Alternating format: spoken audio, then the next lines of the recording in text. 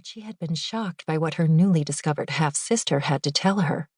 Well, shocked and initially repulsed by Brooke's view of the circumstances of her birth. But then, slowly, she had come to understand Brooke's feelings of betrayal and had forgiven her sister for her offensive wording. "Your mother was the slut who almost broke up my parents' happy marriage," Brooke had told her sharply.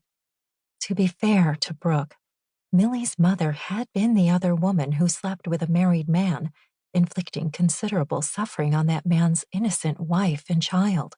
Brooke and Millie's father, William Jackson, a wealthy wine importer, had had a long-running affair with a model called Natalia Taylor and had threatened to leave his wife over her.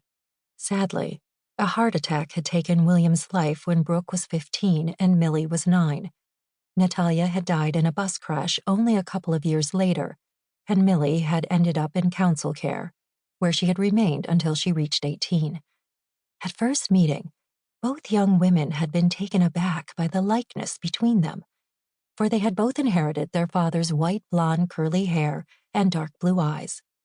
Millie, however, had had a large bump in her nose, and somehow the features that made Brooke a stunning beauty had blurred in Millie's case, putting her into the pretty rather than beautiful category.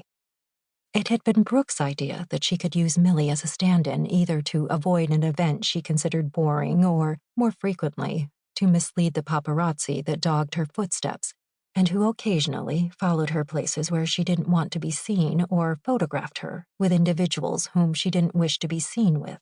Brooke was obsessed with airbrushing and controlling the public image she wanted to show the world.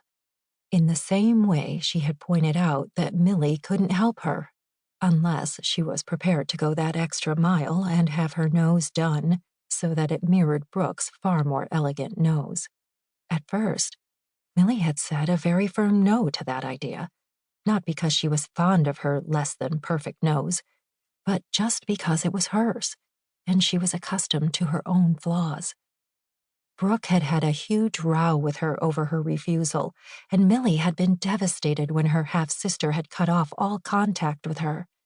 When Brooke had called her again 6 weeks later, Millie had been so grateful to hear from her that she had agreed to the surgical procedure, and before she could change her mind, she had been whisked into a private clinic, and her nose had been skillfully enhanced to resemble Brooke's. Once that had been achieved, expert makeup had completed her transformation. The first time Millie had pretended to be Brooke to enable her sister to evade a boring charity event, she had been terrified, even dressed in her sister's clothes and made up to look like her. But nobody had suspected a thing, and for the first time in her life, Millie had felt like an achiever. Brooke's gratitude had made her feel wonderfully warm inside, and the second time, when Millie had had to simply step out of a limousine and walk into a shop while Brooke was many miles away, she had felt even better. She had discovered that it was fun to dress up in expensive clothes and pretend to be someone she was not, and there had been very little fun in Millie's life before Brooke entered it. And with Brooke in her current predicament, struggling to deal with her broken marriage, Millie knew that she should definitely go that extra mile for her sister. "Where will you be while I sit in this hotel?" she asked curiously. "Having a very discreet little holiday, so I'll need your passport," Brooke advanced. "I daren't travel on my own." And Millie frowned at that reference to her passport, but could only smile at the mention of a holiday. A holiday was exactly what her poor sister needed at this stressful time in her life, and if Millie room-sitting in some fancy hotel was all that was required, it would be utterly selfish of her to refuse to help. "Okay, I'll do it. You can only bring one small bag with you. I've packed a case for you, and you can change into my clothes in the car," Brooke informed her. "I'll do your makeup in the car, too. I'm better at it than you are."